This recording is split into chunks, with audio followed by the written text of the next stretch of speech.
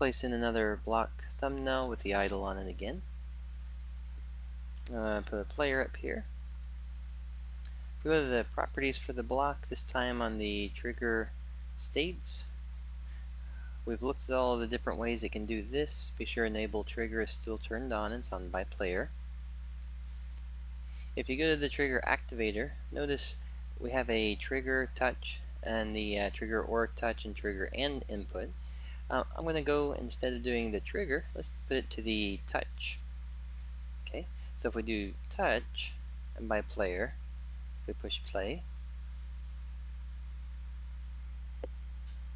alright, so it's in the idle state. If I move over, it's not going to do anything, but if I touch, then it actually goes to the state for it. If I go away from it, if I go back to it and touch meaning I'm clicking with my mouse pad on it,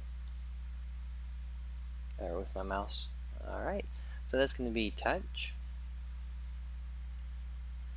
If we go back to that one again for the activator, instead of touch or trigger, we could actually do either or. This way, whether we'll have the player on top first. If I move the player on top, he runs through it. If I click on it, it runs through it. Alright, so we get both ways going through it on there.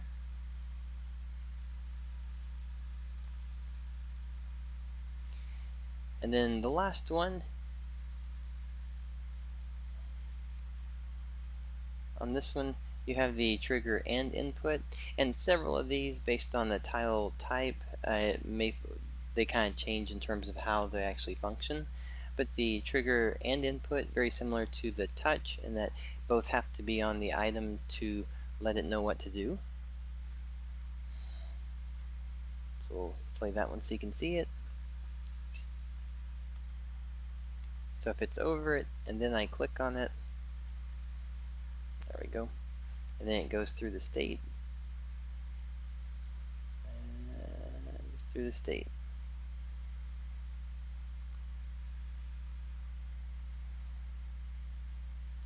Alright, and that will give us all of our basic inputs on this side.